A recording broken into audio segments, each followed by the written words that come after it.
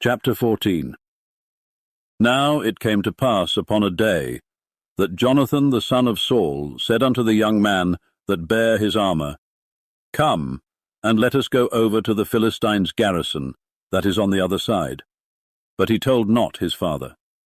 And Saul tarried in the uttermost part of Gibeah under a pomegranate tree which is in Migron.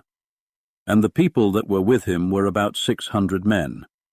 And Ahiah the son of Ahitub, Ichabod's brother, the son of Phinehas, the son of Eli, the Lord's priest in Shiloh, wearing an ephod. And the people knew not that Jonathan was gone. And between the passages, by which Jonathan sought to go over unto the Philistines' garrison, there was a sharp rock on the one side, and a sharp rock on the other side. And the name of the one was Bozez, and the name of the other Seneh. The forefront of the one was situate northward over against Michmash, and the other southward over against Gibeah. And Jonathan said to the young man that bare his armour, Come, and let us go over unto the garrison of these uncircumcised. It may be that the Lord will work for us, for there is no restraint to the Lord to save by many or by few.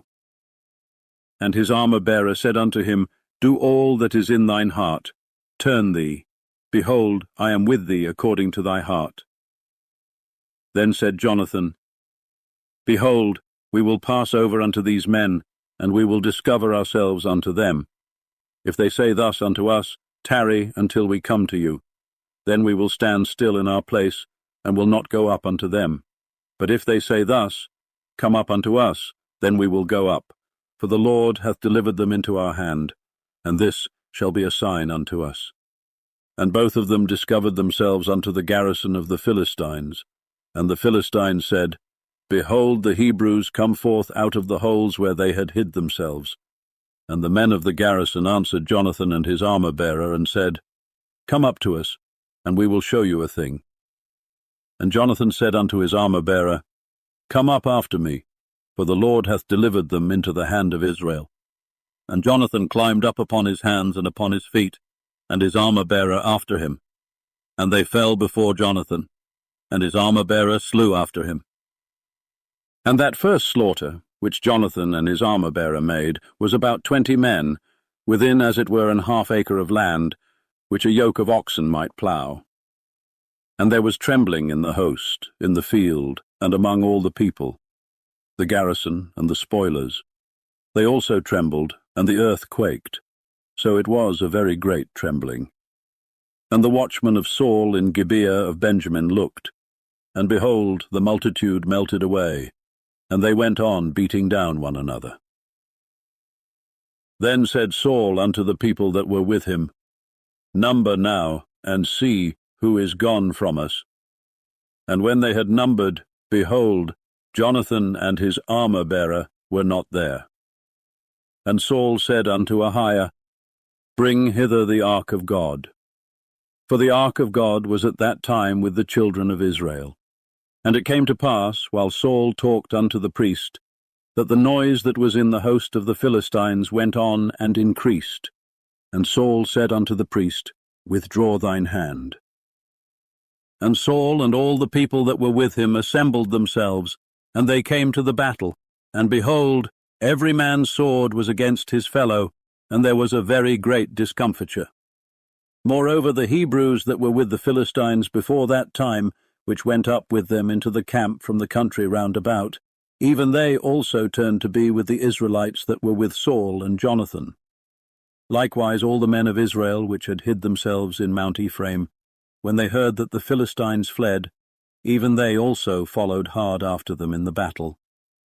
So the Lord saved Israel that day, and the battle passed over unto Bethaven.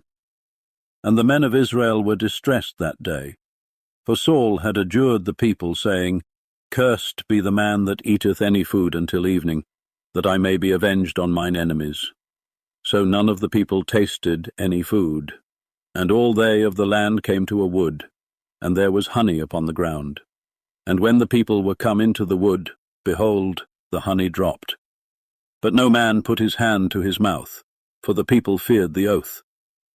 But Jonathan heard not when his father charged the people with the oath. Wherefore he put forth the end of the rod that was in his hand, and dipped it in an honeycomb, and put his hand to his mouth, and his eyes were enlightened. Then answered one of the people, and said, Thy father straitly charged the people with an oath, saying, Cursed be the man that eateth any food this day. And the people were faint. Then said Jonathan, My father hath troubled the land. See, I pray you how mine eyes have been enlightened, because I tasted a little of this honey. How much more, if haply the people had eaten freely today of the spoil of their enemies which they found? For had there not been now a much greater slaughter among the Philistines? And they smote the Philistines that day from Michmash to Aijalon, and the people were very faint. And the people flew upon the spoil, and took sheep and oxen and calves, and slew them on the ground, and the people did eat them with the blood. Then they told Saul, saying, Behold, the people sin against the Lord, in that they eat with the blood. And he said, Ye have transgressed. Roll a great stone unto me this day. And Saul said, Disperse yourselves among the people, and say unto them, Bring me hither every man his ox, and every man his sheep, and slay them here, and eat. And sin not against the Lord in eating with the blood.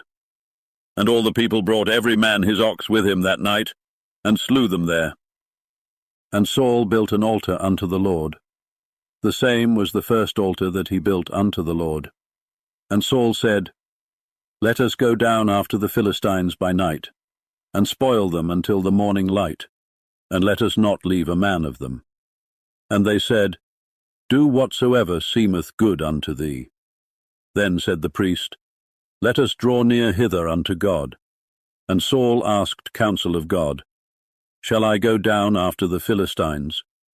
Wilt thou deliver them into the hand of Israel? But he answered him not that day. And Saul said, Draw ye near hither, all the chief of the people, and know and see wherein this sin hath been this day. For as the Lord liveth, which saveth Israel, though it be in Jonathan my son, he shall surely die.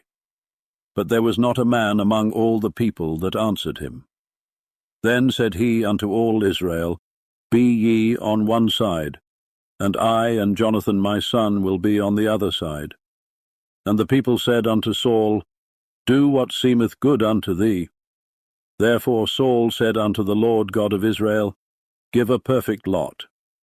And Saul and Jonathan were taken, but the people escaped. And Saul said, Cast lots between me and Jonathan my son. And Jonathan was taken. Then Saul said to Jonathan, Tell me what thou hast done. And Jonathan told him and said, I did but taste a little honey with the end of the rod that was in mine hand, and lo, I must die. And Saul answered, God do so, and more also, for thou shalt surely die, Jonathan. And the people said unto Saul, Shall Jonathan die, who hath wrought this great salvation in Israel? God forbid. As the Lord liveth, there shall not one hair of his head fall to the ground, for he hath wrought with God this day. So the people rescued Jonathan, that he died not. Then Saul went up from following the Philistines, and the Philistines went to their own place. So Saul took the kingdom over Israel, and fought against all his enemies on every side, against Moab, and against the children of Ammon, and against Edom, and against the kings of Zobah, and against the Philistines. And whithersoever he turned himself, he vexed them. And he gathered an host, and smote the Amalekites, and delivered Israel out of the hands of them that spoiled them. Now the sons of Saul were Jonathan, and Ishui, and Melchishua, and the names of his 2 daughters were these, the name of the firstborn Merab, and the name of the younger Michal. And the name of Saul's wife was Ahinoam, the daughter of Ahimaaz, and the name of the captain of his host was Abner, the son of Ner, Saul's uncle. And Kish was the father of Saul, and Ner, the father of Abner, was the son of Abiel. And there was sore war against the Philistines all the days of Saul. And when Saul saw any strong man, or any valiant man, he took him unto him.